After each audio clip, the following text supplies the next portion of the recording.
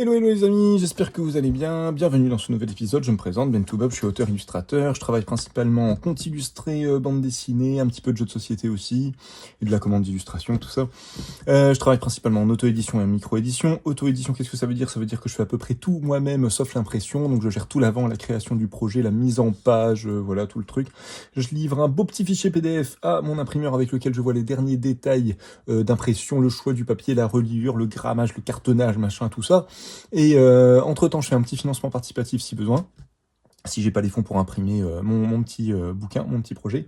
Et si j'ai les fonds, j'y vais directement, et donc je gère tout l'après, la communication autour du projet, la présence en festival, en librairie, tout ça.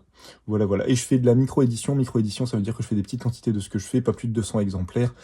Si besoin, je réédite, mais généralement, je fais beaucoup de one-shot, donc du coup, voilà, je passe d'un projet à un autre un petit peu comme ça. Si jamais ça vous intéresse, n'hésitez pas à aller faire un petit tour sur la boutique. Hein. Il y a plein de choses voilà, que vous pouvez acheter, hein, parce que c'est un peu le but d'une boutique. Il y a des visuels pour t-shirts, des romans illustrés, livres illustrés, contes illustrés, bandes dessinées, des commandes de portraits ou ce genre de choses que j'ai repris il n'y a pas longtemps aussi. Donc voilà, n'hésitez pas. Et si vous avez la moindre question, n'hésitez pas, j'y répondrai avec grand plaisir. Qu'est-ce qu'on va faire aujourd'hui, les amis? On va retester un papier, ça fait un petit moment. Chercher un petit peu quoi tester aujourd'hui, je me suis rendu compte que j'avais encore tout un stock de papier que j'avais pas testé. Là, on est sur du simili Japon. J'aime bien tester ce genre de papier. Ce sont des papiers d'impression à la base. On va regarder un peu plus en détail. Hein. Je vais vous dire ce que je trouve.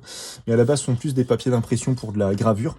Et j'aime bien les tester pour du dessin et de l'aquarelle notamment, parce que souvent, ce sont des bonnes alternatives à des papiers plus classiques pour l'aquarelle, à des par exemple toute la gamme Arche, toute la gamme Artistico Fabriano, toute la gamme Le Rouge de chez Annul, qui sont des papiers qui ont un certain coût quand même. Bah des fois on peut s'en sortir vraiment pas mal avec des papiers qui sont à la base faits pour de la gravure, mais qui parfois sont du 100% coton. Alors là c'est pas le cas, là on est sur de la cellulose, mais on va voir un petit peu ce que ça donne. Ça va être intéressant de voir un petit peu la réaction.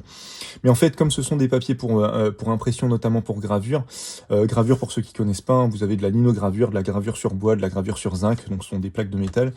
Et généralement, notamment par exemple pour la gravure sur zinc, le papier qui correspond, vous gravez sur votre plaque, vous enduisez votre plaque d'encre ou de peinture, voilà, en fonction de si c'est de la linogravure, de la gravure sur bois ou de la gravure sur zinc.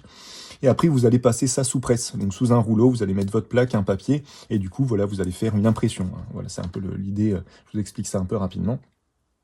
Et je vais y arriver. Et notamment, alors pour la gravure sur zinc, ce qui est intéressant, et c'est là qu'on retrouve un truc cohérent avec l'aquarelle, c'est qu'on doit mouiller complètement le papier. Donc en fait, pour la gravure sur zinc, il vous faut un papier qui supporte d'être mouillé, qui supporte d'être imbibé d'eau. Et donc si le papier supporte d'être imbibé d'eau, bah forcément il va être intéressant pour l'aquarelle, parce que on se rejoint un petit peu ce concept-là. Voilà pourquoi je m'amuse aussi à tester ce genre de papier, parce que des fois ça peut être des bonnes alternatives à un prix intéressant. Là par exemple, c'est une feuille 50-65 que j'ai repliée en 4.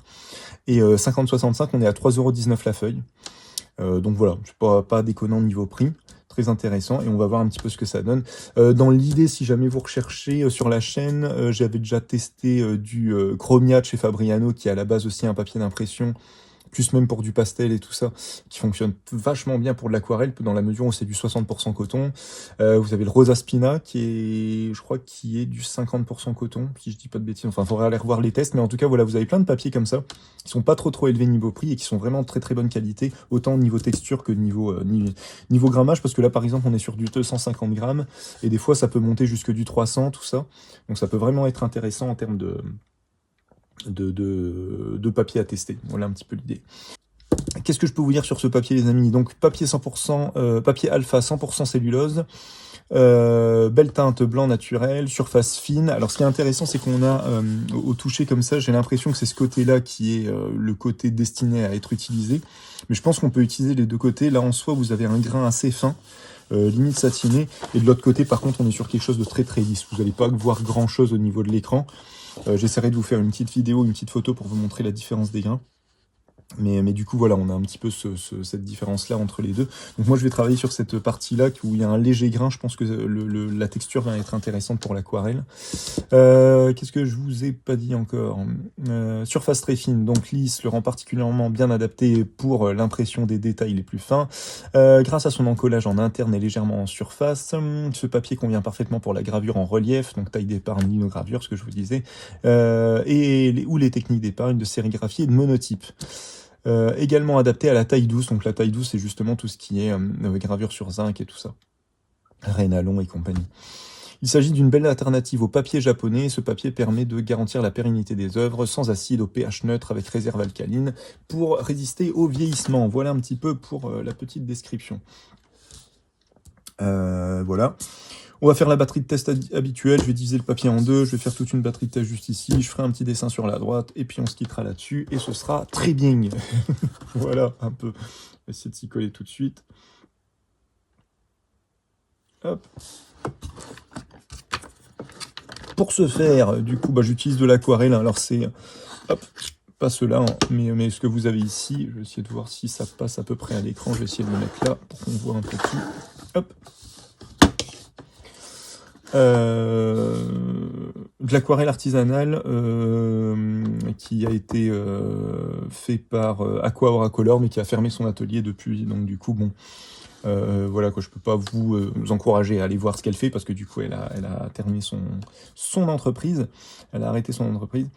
Mais du coup, vous avez pas mal d'autres. Vous avez alors notamment, qu'est-ce que j'avais tout testé il y a pas longtemps, Douceur Colorée aussi, Douceur Colorée, donc il y a une personne qui fait des aquarelles artisanales aussi.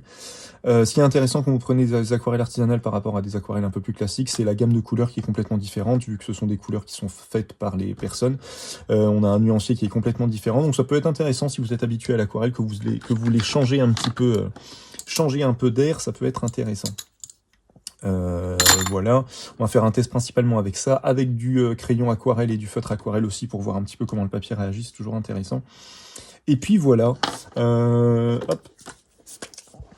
Si jamais vous avez des questions et tout ça sur la boîte, sur ma boîte d'aquarelle, sur le pinceau que j'ai et tout ça, j'ai fait des vidéos là-dessus, hein, donc n'hésitez pas à aller jeter un œil sur la chaîne, hein, vous aurez tout ça en faisant des petites recherches.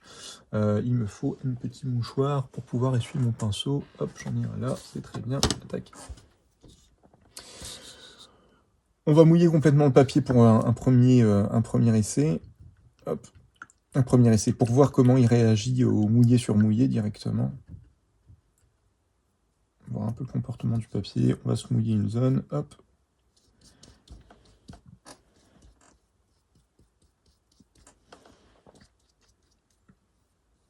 Donc on sent qu'on est sur de la cellulose, hein, par rapport au coton, parce qu'on a quelque chose qui reste...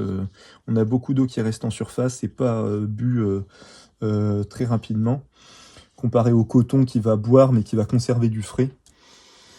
Donc hop, on sent bien qu'on est sur de la cellulose. Hop, là on est sur quelque chose d'assez imbibé. On va faire un test, je vais changer de pinceau, enfin changer de pinceau. Je vais travailler avec le poil de chèvre, ce sera plus intéressant je pense pour voir ce que ça donne. Hop, on va refaire du rouge et du bleu, hein, comme on fait d'habitude. Ça permet de vraiment voir le contraste. Et surtout voir un petit peu comment l'aquarelle se diffuse dedans. On va voir un petit peu, c'est ça qui va être intéressant. J'essaye de bien imbiber pour avoir un maximum de pigment sur le pinceau. Et en fait, ce qui va beaucoup différencier aussi je fais juste un truc comme ça, c'est pour voir un peu ce que ça donne. Ce qui va beaucoup différencier la cellulose du coton aussi, c'est que la cellulose va sécher de manière non homogène. Ça va sécher, comment dire, ça va faire des zones qui vont sécher plus ou moins vite que d'autres. Moi, en tout cas, c'est ce que j'ai remarqué. Comparé au coton qui va sécher de manière un peu plus uniforme, comme il s'imbibe complètement d'eau en fait en séchant. Alors il va bien sûr sécher de l'extérieur vers l'intérieur, hein, bien sûr, comme la plupart des papiers, mais du coup de manière un peu plus homogène, ce qui fait qu'on a moins de risque de ce qui est souvent pas apprécier en aquarelle, c'est tout ce que vous avez en auréole et tout ça, dans certaines parties du papier et d'autres non. Et donc quand on a ce truc-là de manière homogène, ça va, mais quand on a des auréoles d'un côté, donc ça veut dire qu'il y a eu des flaques un petit peu d'eau d'un côté, et un papier complètement sec de l'autre, ça peut être un peu déroutant pour les gens qui font de l'aquarelle. Il y en a qui aiment, après, hein, moi j'aime bien, ça me dérange pas, le côté hasardeux un petit peu du papier, je trouve ça intéressant, donc bon. Voilà, on va voir comment ça sèche, hein. Mais là pour l'instant, on remarque, alors je sais pas si on va bien le voir à l'écran, je ferai des photos, mais on remarque le grain du papier qui est vraiment très très fin, et du coup qui fait une diffusion vraiment fine du pigment.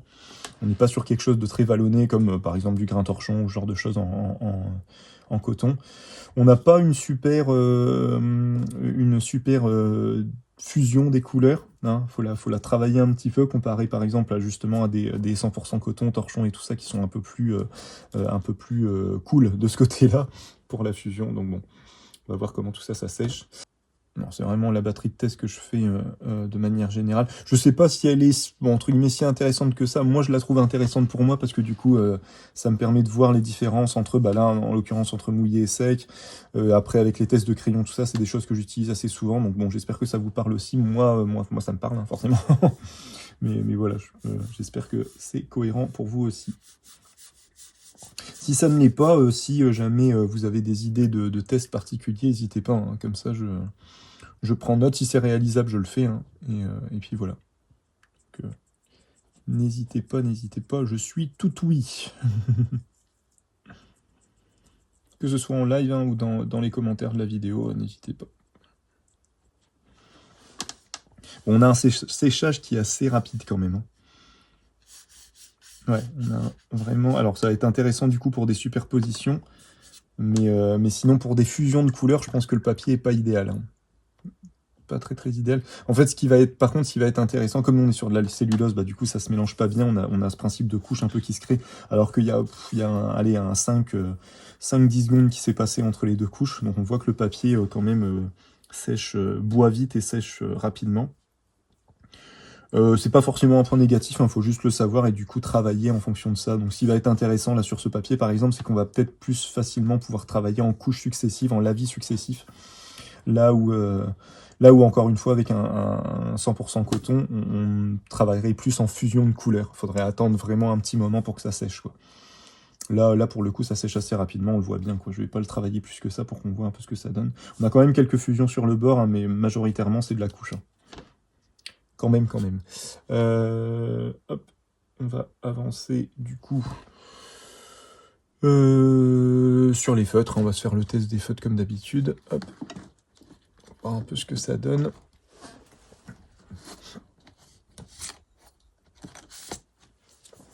En feutre aquarelle du coup, alors à chaque fois je le dis, hein, mais je le redis à chaque vidéo, on sait-on jamais, si vous ne tombez que sur cette vidéo. Moi j'utilise du coup les Winsor & Newton Pro Marker aquarelle. L'avantage de ceux-là, c'est que ce sont des marqueurs pigmentés et pas colorés. La différence entre pigmenté et coloré, c'est que généralement les feutres pigmentés vont mieux durer dans le temps que les colorés. Donc feutres colorés, en exemple, vous avez les Tombow qui sont comme ça, les Colorex qui sont comme ça, les Écoline aussi. Donc généralement, ce sont des que ce soit en aquarelle, je vais y arriver, en aquarelle liquide ou en marqueur, on a des couleurs assez flashy, assez péchues, avec quelquefois une belle profondeur, mais voilà, si vous les laissez trop longtemps au soleil et tout ça, ça finit par s'user et par blanchir un petit peu. Donc voilà, faut se méfier. Si c'est des choses, en fait, c'est pour ça que généralement on parle, pour par exemple la Colorex et les collines, on parle d'encre d'étude, parce que ce sont des encres que vous allez utiliser là, en étude et tout ça, et pas pour du travail définitif, quoi. Donc généralement c'est un peu pour ça. Si je dis pas de bêtises, hein. Après je dis peut-être des bêtises, mais pour moi c'est voilà. Et pour l'avoir constaté, vraiment des projets de potes qui ont bossé avec les collines ou la Colorex montrent que ça tient pas du tout, quoi. Ça tient pas du tout dans le temps. On a des belles couleurs mais qui tiennent pas. Donc pardon, failli m'étrangler. Donc très intéressant d'avoir des feutres pigmentés pour pouvoir avoir des couleurs qui vont être peut-être moins profondes, moins intéressantes, moins flash, quoi, un peu plus naturelles quelque part, mais qui vont du coup mieux durer dans le temps. Voilà. Petite parenthèse que je fais à chaque fois, mais je la refais quand même. Ça s'achète tout. Alors la plupart du matériel que j'ai là, ça va s'acheter en magasin un peu spécialisé dans tout ce qui est beaux-arts art graphique. Donc t'as le Géant des Beaux-Arts, Rougier et Play, Bosner, Dalbe, parfois même le Cultura ou ce genre de magasins aussi peuvent faire aussi. Éviter Action, hein, parce que bon, c'est jamais de très... C'est bien pour démarrer, mais c'est jamais de très très bonne qualité, donc bon... Pour avoir testé des produits je parle en connaissance de cause, hein, j'en ai testé quelques-uns, parce qu'au bout d'un moment, je me suis dit, bon, on va voir si c'est intéressant ou pas, bah, je confirme que c'est pas la folie, hein, non plus. C'est bien pour démarrer, c'est bien pour... voilà. C'est bien pour essayer certaines choses, mais franchement, dès que vous pouvez, dès que ça vous plaît, et dès que le produit vous plaît, si vous découvrez l'aquarelle et tout ça, passez tout de suite à une marque un peu plus intéressante, parce que ça va vite être un frein pour votre pratique. Feutre aquarelle, ce qui est intéressant à tester avec les feutres aquarelles, du coup, c'est que on va voir si le feutre persiste sur le papier ou pas, s'il se dilue complètement ou pas. Généralement, moi j'ai remarqué en fait que sur les cotons, la dilution se fait mal. Sur les cotons, les papiers 100% coton, on a encore les marques de feutre. Je pense que c'est dû au fait que le coton absorbe vraiment en profondeur l'encre. Alors qu'en cellulose, je dis peut-être encore une fois des conneries, hein, mais j'ai cette impression-là, que la cellulose garde en surface. Et donc forcément, comme elle garde en surface, on va plus facilement le diluer. On va voir si ça fonctionne là. Mais la plupart des celluloses que j'ai testées gardent en surface, ce qui fait qu'on peut complètement annuler le coup de feutre. Ouais, voilà, on y est quasiment. Ah, quoique, il marque encore un petit peu. Nous voyons en le travaillant, on perd quasiment le coup de feutre. Alors pour moi, c'est plus intéressant. Bon, j'allais remettre de l'eau, mais je vais pas remettre de l'eau. Je vais juste essayer de diluer un petit peu plus comme ça. Pour voir un petit peu la différence. Pour moi, c'est intéressant parce que ce que je cherche, si je travaille au feutre et que je dilue à l'eau, je veux que mon coup de feutre, il s'annule. Et après, je veux pouvoir en remettre par-dessus. Et là, si je veux que ça reste, voilà, je le dilue pas. Mais le fait d'avoir généralement les coups de feutre qui restent, pour moi, ça montre que le papier, j'allais dire, il n'est pas de mauvaise qualité, mais du coup, n'est pas adapté pour ça. Généralement, la cellulose est assez bien adaptée au feutre aquarelle, voilà.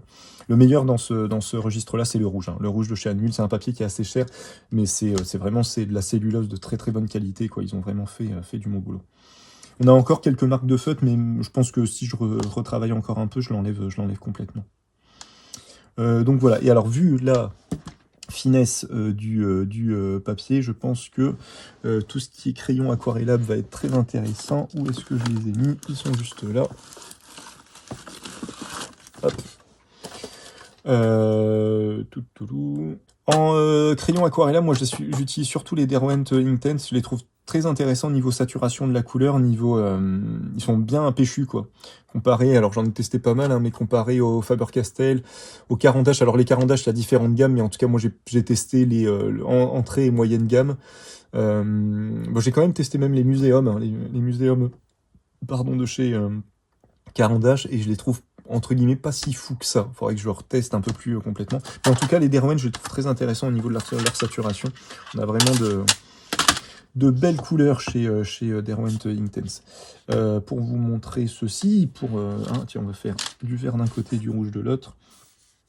Et en même temps, je fais ce test-là parce que le crayon permet de voir un petit peu la texture du papier. Et on a en effet une texture assez fine, qui est vraiment belle. Une belle texture homogène et en même temps assez, j'allais dire, un peu anarchique, je sais pas si ça se dit, mais qui est assez... Hop, on va prendre celui-là. Vous voyez, je vais essayer de vous le montrer de près. Mais on a une belle... c'est trop beau, merci. On a vraiment une belle texture du papier, je trouve, assez intéressante. Vous voyez, pour vous montrer un peu plus près, les fusions, elles sont quand même pas mal, hein, elles sont quand même intéressantes, les fusions, sur le papier.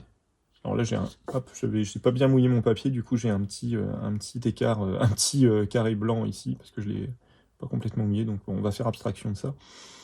Mais on a quand même une belle fusion dessus. On voit vraiment la finesse du papier, c'est assez intéressant. Donc comme je vous disais, là, comme il sèche assez rapidement, on va vite se retrouver à travailler en couche. Ça peut être intéressant, hein, ça peut être intéressant, mais du coup, voilà, si vous cherchez un papier où vous avez le temps de travailler vos fusions, tout ça, c'est peut-être pas le papier idéal. Si vous cherchez un papier sur lequel vous pouvez faire du lavis successif, de la superposition de couches assez fines, tout ça, ça peut être intéressant. Ça peut être intéressant. Donc voilà. Ça va mieux se voir la texture, là, elle va mieux se voir avec le rouge. Je vais vous le remontrer de plus près. Oui, on a vraiment une texture assez fine au niveau du papier. Donc assez intéressant. Et attention, on va faire un petit peu de dilution et vous allez voir un petit peu le côté péchu des crayons Derwent. Vous voyez, on a une saturation des couleurs qui est assez balèze.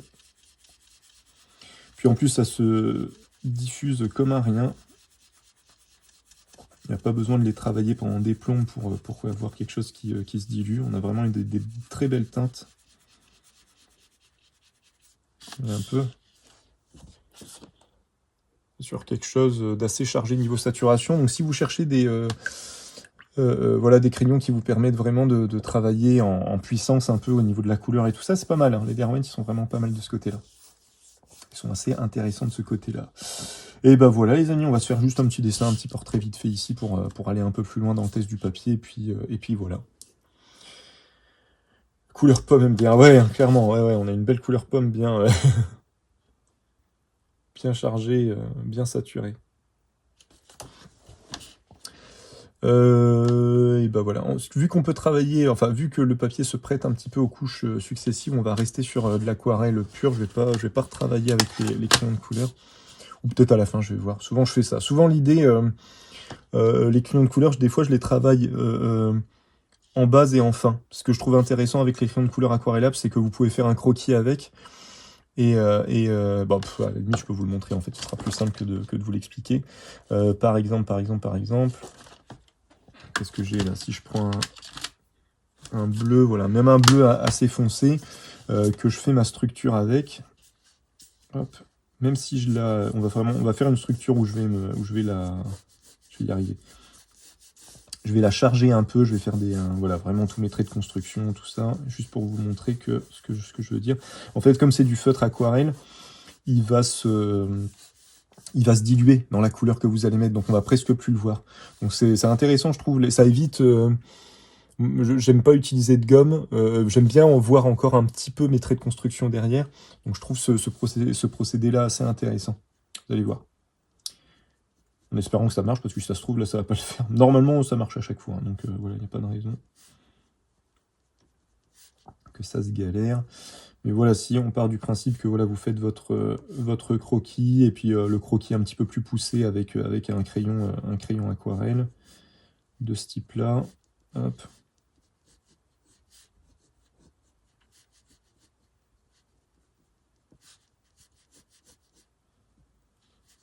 Bon, j'aurais peut-être dû le tailler le crayon, hein, ça aurait été plus judicieux. On va se débrouiller avec ça.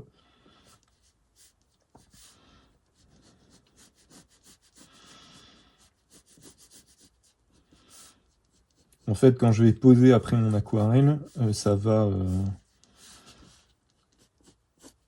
chaque fois, je fais un petit peu le même type de portrait, mais j'aime bien. C'est un espèce de petit elfe... Petit invisible, ce sont des personnages que j'ai créés dans mon compte illustré.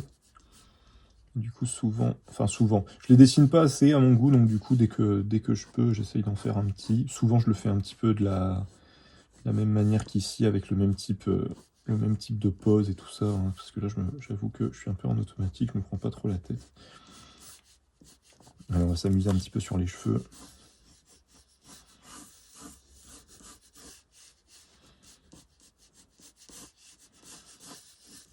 Une petite chevelure en mode réponse, là.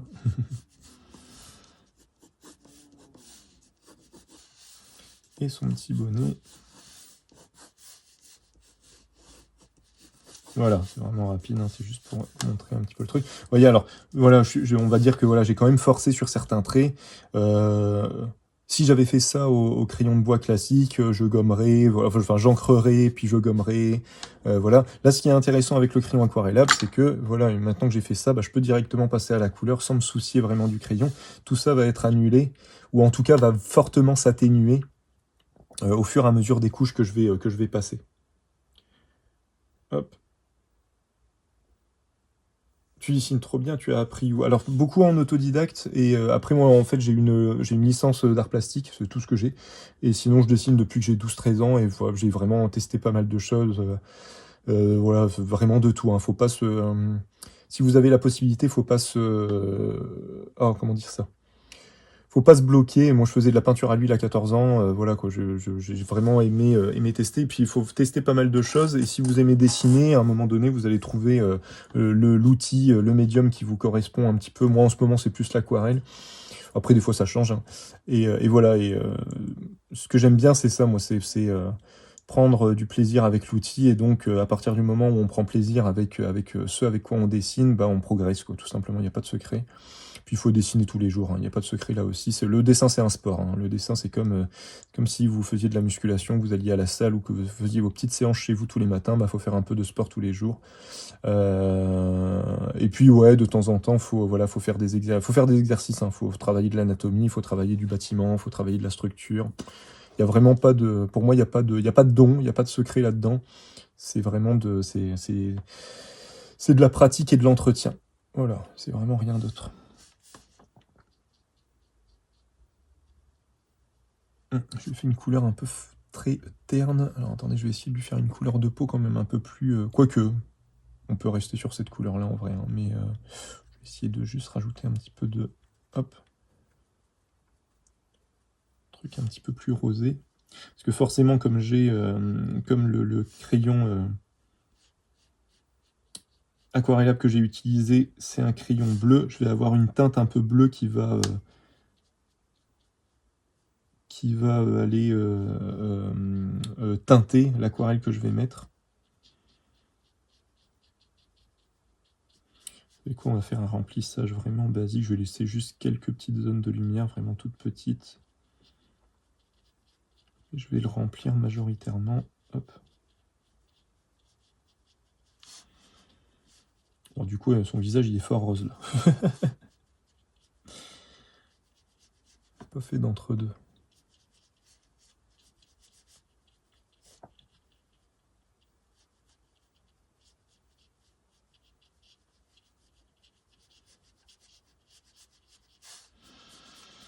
Essayer d'aller rapidement aussi. Hop.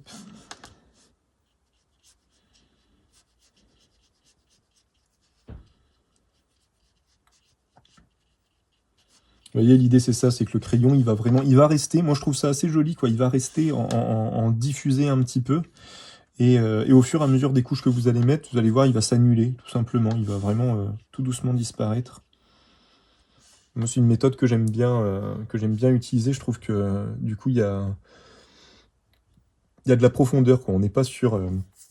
quand on pose sa couleur, on a forcément des nuances, ne serait-ce que par le fait que, voilà, que les contours vont se diluer dans la couleur, donc on a forcément des nuances qui se créent. Alors en fonction de ce que vous allez utiliser, ça va être des nuances plus ou moins sombres. Moi, des fois, je travaille avec du rouge. Des fois, le rouge, c'est plus intéressant. C'est vrai que pour avoir un rendu un peu plus doux, là, je suis sur un rendu un peu plus sombre, vu le bleu je vais y arriver, du crayon aquarelle. Mais voilà, si vous travaillez avec d'autres teintes, ça peut donner quelque chose de plus doux, de moins chargé, quoi. Puis après, voilà, vous pouvez commencer. Là, je vois que c'est déjà sec, c'est intéressant. Du coup, on peut travailler une seconde couche assez rapidement.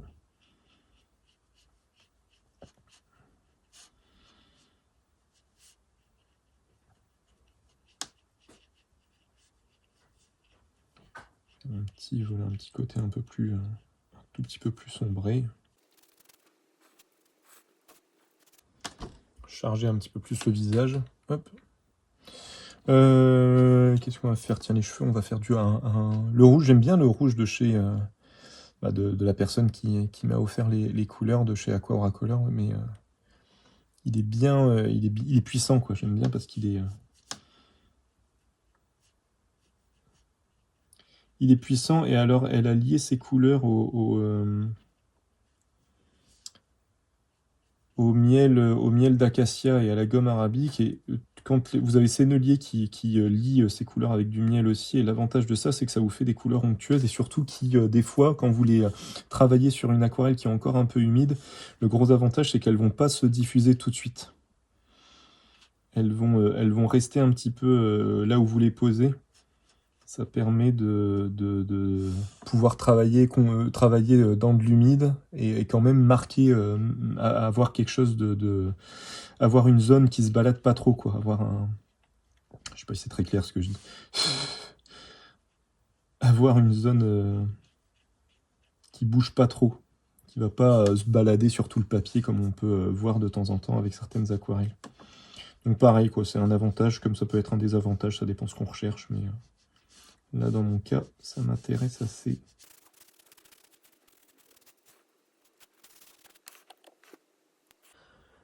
Tu connais le carnage de Ticiezo? Pas du tout.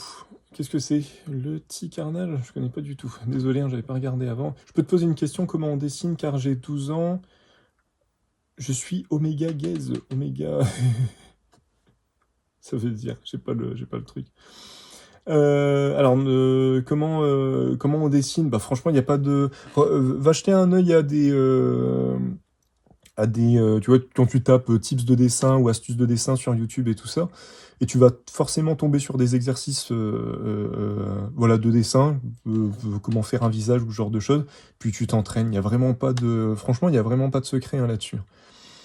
Il y a des trucs, alors il y a des exercices que personne n'aime faire mais qui sont assez intéressants, c'est dessiner des ronds et des carrés. Ça, voilà, essayer vraiment de dessiner, c'est bête, hein, mais voilà, s'entraîner à dessiner des ronds, s'entraîner à dessiner des carrés, parce que c'est les formes que tu vas le plus souvent dessiner en base. Et après, voilà, après, t'augmentes ça au fur et à mesure. Il y a vraiment pas de secret là-dedans, hein. On a l'avantage aujourd'hui avec Internet d'avoir accès à pas mal de choses de ce côté-là, donc vraiment, faut en profiter. Et, euh, et puis après, voilà, dessine ce que t'aimes, hein, fais du fan art, moi j'ai dessiné du Dragon Ball pendant je sais pas combien d'années quand j'étais petit. J'en dessine même encore par plaisir maintenant. Et j'aime bien faire du fan art et tout ça. J'aime bien. Faut prendre du plaisir. Faut prendre du plaisir dans ce qu'on fait. Il y a pas de, il y a pas de, voilà, il y a pas d'autres secrets là-dessus. Tant que vous avez du plaisir dans ce que vous dessinez, dans ce que vous faites, voilà. Et après, de temps en temps, faut se mettre en difficulté. De temps en temps, faut tester des choses avec lesquelles on est moins à l'aise, quoi. Par exemple, moi, je sais que pendant très longtemps, tout ce qui est bâtiment, tout ça, c'était compliqué pour moi. Donc du coup, bah voilà, faut pas chercher, faut commencer à dessiner du bâtiment. Et puis du coup, faut trouver un truc qui nous plaît, quoi, là-dedans.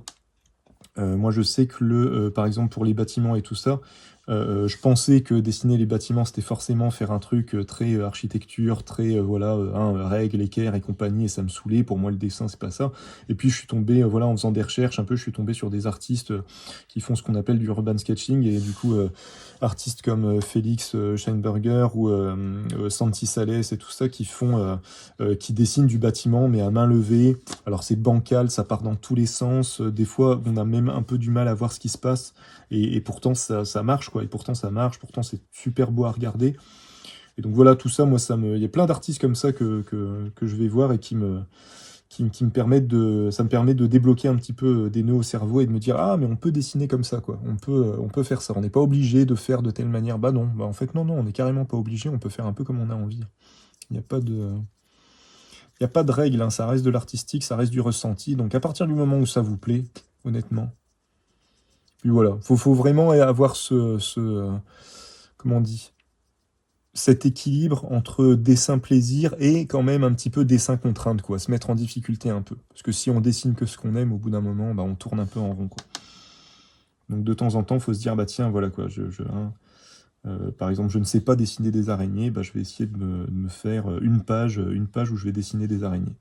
Au début, ça va être moche, et puis au bout d'un moment, on va finir par comprendre un peu le truc, comment ça fonctionne. Voilà. C'est vraiment comme ça que ça. Enfin, moi en tout cas, c'est comme ça que ça fonctionne. Pour les autres, je sais pas, mais. Désolé, du coup, j'ai du retard sur les commentaires. Comment tu as découvert l'aquarelle? Ah bah, l'aquarelle en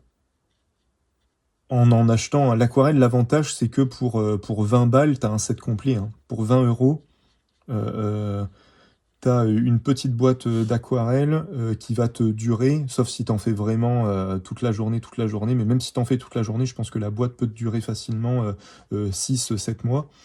Et puis si tu en fais de temps en temps, bah, ça peut. Moi j'ai des boîtes d'aquarelle que j'ai depuis 10-12 ans, hein.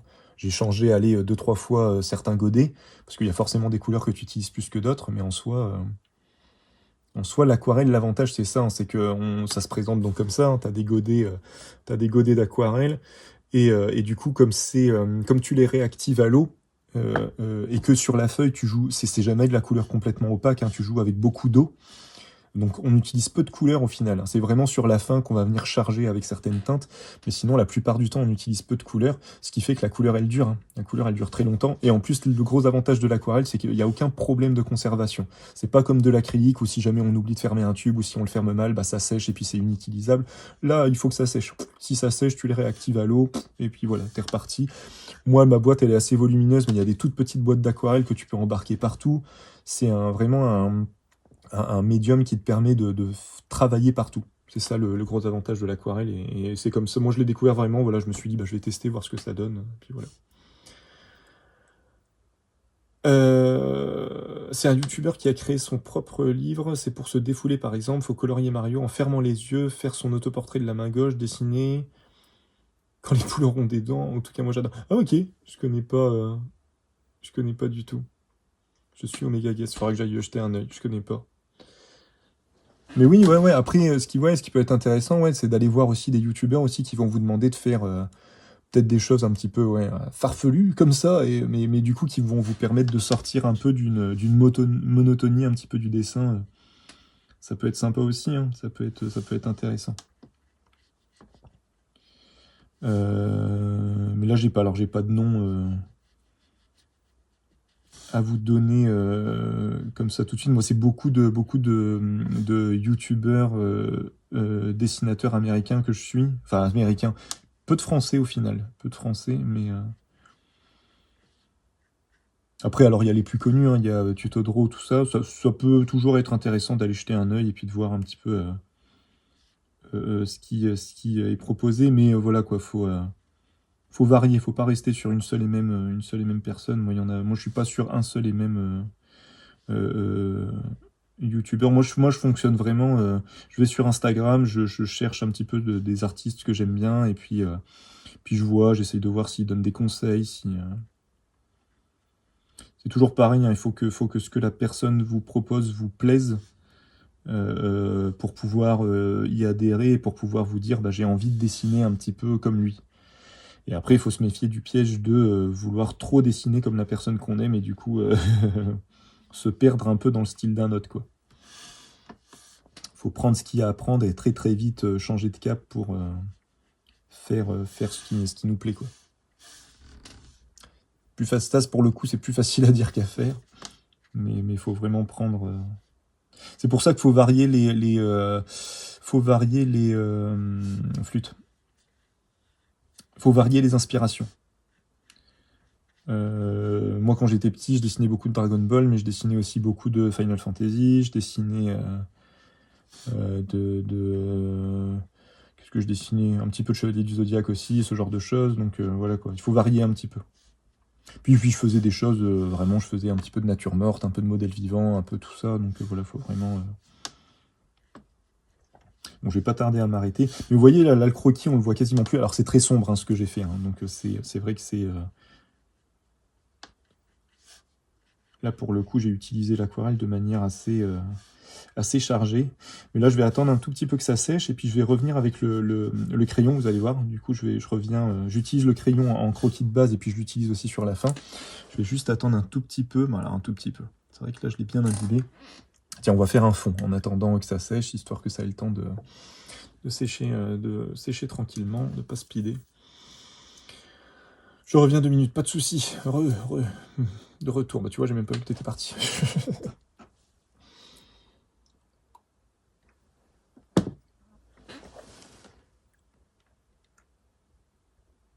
Donc j'ai mis quand même une bonne couche d'eau. J'espère que ça va sécher assez rapidement pour vous montrer un peu au crayon ce que ça donne quand on revient par-dessus.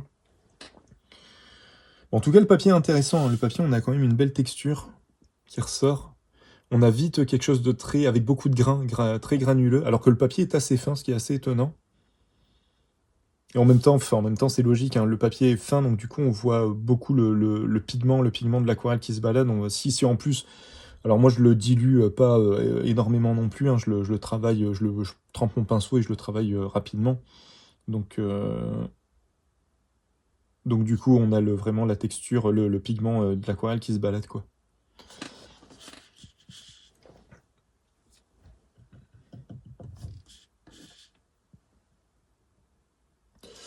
On va faire un fond.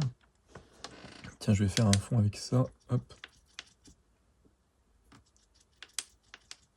Avec un gomme gut de chez Winsor & Newton. C'est une couleur que j'aime beaucoup. C'est un jaune, un peu jaune ocre, un peu soleil, là, très très beau. Très lumineux, qui apporte beaucoup de chaleur. Je me dis avec tout mon personnage qui est assez sombre et assez dans les bleus, ça va donner un contraste intéressant.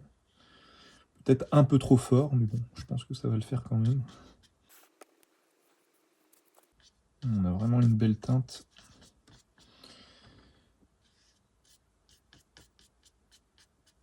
Bien chargé. Qui fait bien ressortir le personnage. Bon, je vais attendre encore un petit peu. Oh, ça va, ça sèche quand même assez rapidement. Je vais quand même attendre juste 1 ou 2 minutes, histoire que ce soit un peu plus sec. Et puis après, je vais retravailler au crayon et puis on s'arrêtera là. Et puis voilà. Le jaune est trop beau, ouais, hein, t'as vu? Ouais, c'est gomme gut de chez Winsor & Newton. Vraiment, cette teinte-là, elle est vraiment belle. Hyper lumineuse, ça ressort bien. C'est vraiment... c'est une belle couleur, en effet. Où j'ai mis mon crayon? Je ne sais plus. Je l'ai mis là. Je l'ai mis là. Tiens, je vais le tailler un coup, tiens, vu que je vais retravailler un peu en finesse. Hop. Alors le visage, les yeux, c'est pas encore complètement sec. Je vais essayer de faire tout le tour, hein, et puis je ferai visage et œil à la fin.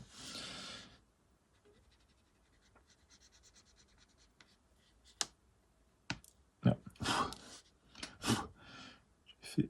J'ai taillé trop finement. Ah, décidément. Bon, bah, ça servait pas à grand chose de le tailler.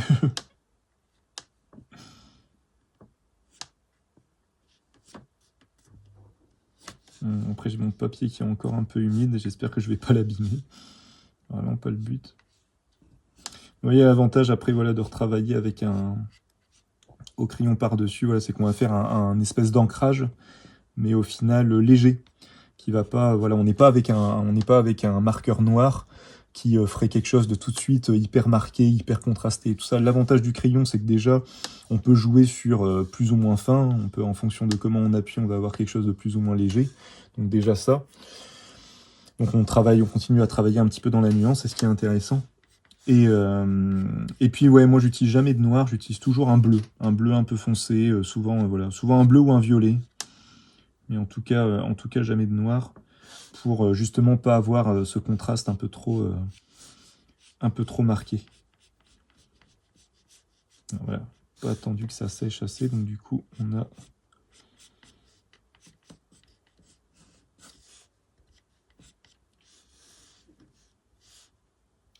a le... Comme c'est de la mine aquarellable, on a la mine qui se réimbibe un peu d'eau, donc il faut que je me méfie pour pas que ça me fasse des traits trop gros. Et du coup, ça fait des traits un peu plats, quoi.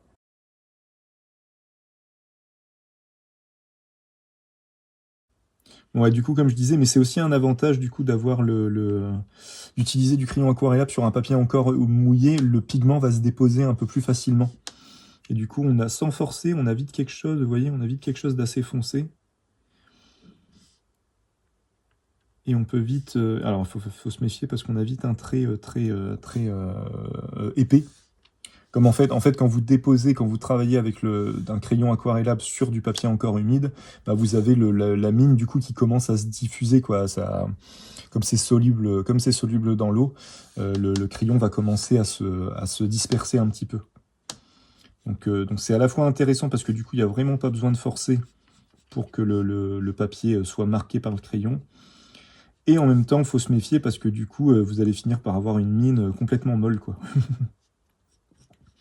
Et du coup, c'est aussi pour ça qu'il se casse, que la mine peut se casser assez facilement. C'est que du coup, elle s'imbibe d'eau, elle se fragilise, et donc quand vous la taillez hyper fine, bah, la finesse de la mine ne résiste pas, quoi. Mais voilà, vous voyez, l'avantage, le gros avantage, c'est ça, quoi, je trouve, c'est que on peut utiliser le crayon aquarellable en base en croquis, et en sachant du coup qu'il va se diluer. Donc en fait, ce qu'on a fait en croquis, ça va tout doucement s'atténuer. Vous voyez, on voit tous les traits que j'ai fait de base, même la croix que j'avais fait ici, on la voit quasiment pas. Et du coup, voilà, c'est le gros avantage, c'est que du coup, ça va se diluer dans la couche d'aquarelle ou de peinture que vous allez mettre par-dessus. Et après, vous pouvez réutiliser exactement le même crayon pour pour renforcer certains traits, faire un espèce de petit ancrage voilà, rapide. Ce qui permet aussi de garder une cohérence dans le tout, quoi. Parce que du coup, vous travaillez avec la même teinte en base et au final. Vous travaillez avec le même crayon. Voilà, un petit peu dans l'idée. Là, ce qui serait sympa, c'est que je rajoute des petites touches de blanc dans les yeux ou ce genre de choses pour faire quelques reflets. Bon, là, j'ai pas de blanc. Enfin, si, cela dit, j'ai le liquide sec. Allez, histoire d'aller jusqu'au bout, on peut le finir comme ça. Petit détail qui change tout généralement. Hop. Alors, moi, j'utilise un marqueur acrylique, hein, Liquitex, et du coup, hop. L'avantage de Liquitex, c'est que c'est de l'acrylique pur. Du coup, on a des couleurs qui sont vraiment opaques de chez opaque, et on peut vraiment, voilà, on peut s'amuser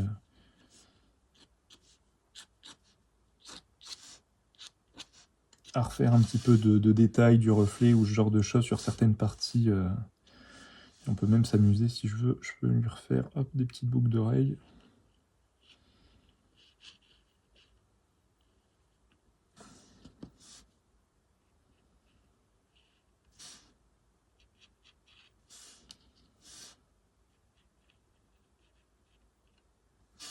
Voilà. Pour vous donner un petit peu une idée. Vous voyez, petit reflet dans l'œil, ça change tout. Et bah voilà, on va tout doucement se quitter là-dessus, les amis. Ah mince, pas grave. C'est trop beau, bah désolé. Merci beaucoup. Merci, c'est cool, c'est gentil. Bon voilà les amis, on va se quitter là-dessus. Bah écoutez, papier très intéressant, hein, vraiment un bon compromis. Sur du petit format, je pense que ça peut être intéressant, comme ici. Sur du grand format, il faudra vraiment travailler en couches successives. Il ne faudra pas chercher à travailler trop en diffusion et tout ça. À moins de vraiment complètement humidifier le papier, parce que vu que c'est un papier qui supporte la gravure sur zinc, la gravure en taille douce et tout ça, on peut le tremper. Donc vous avez aussi ce truc-là qui peut être intéressant, c'est que vous trempez complètement votre papier dans l'eau, il est complètement imbibé d'eau, quoi. Et après j'avais fait ça avec pas mal de papier. Vous pouvez aussi le mettre sur des plaques de plexi. Et en fait, sur des plaques de plexi, bah, vous avez un principe de capillarité d'eau et qui fait que le papier va se scotcher naturellement sur la plaque de plexi. Si vous tapez sur ma chaîne plexiglas, tout ça, machin, vous allez tomber dessus. Et du coup, vous gardez un papier. Alors, ce qui est intéressant sur la plaque de plexi, c'est que ça enferme un petit peu l'eau. Donc, du coup, vous gardez, même sur de la cellulose, une bonne homogénéité de séchage au niveau de l'eau. On travaille très très longtemps dans le frais, donc c'est assez intéressant pour ça. Il faudrait que je refasse des vidéos là-dessus, parce que c'était vraiment une technique intéressante. Et voilà, et après, donc du coup, avec cette méthode-là, je pense que vous pouvez travailler mouillé assez longtemps. Mais du coup, il va quand même, je pense, être plus intéressant à travailler un petit peu en couches successives comme ça. Vous voyez, ce que beaucoup d'aquarellistes n'aiment pas, c'est ça en fait. C'est ce séchage un petit peu hasardeux. On n'a pas quelque chose d'homogène, on va avoir un séchage un petit peu en flaque. Moi j'aime bien, moi je trouve que ça apporte un petit peu, c'est un truc un petit peu chaotique, hein, mais ça ramène, c'est pas maîtrisé, mais ça ramène un petit peu de profondeur et un peu de lâcher prise un petit peu dans le dessin. Moi j'aime bien pour ça. Bon bref. Très bon papier en tout cas, pour le prix, 3,19 € le 50-65, le très grand format, ça vaut le coup. Je crois qu'il existe en petit format aussi, en 24-32. Donc voilà, testez, parce que n'hésitez pas à tester tout ce qui est papier pour gravure, parce que généralement pour l'aquarelle, ça fonctionne très très bien. C'est vraiment adapté. vu que ce sont des papiers qu'on mouille. Voilà, j'espère que ça vous a plu les amis. Sur ces bonnes paroles, je vous souhaite une bonne journée, une bonne après-midi, une bonne soirée en fonction de l'heure à laquelle vous regarderez cette vidéo. Si j'ai dit des bêtises, hein, n'hésitez pas à me reprendre dans les commentaires. Si vous avez des questions dans les commentaires, n'hésitez pas non plus. Je réponds à tout le monde. Et puis je vous souhaite une bonne semaine, bonne journée, et puis à bientôt, vendredi, pour le prochain épisode. Prenez soin de vous, à la prochaine, salut.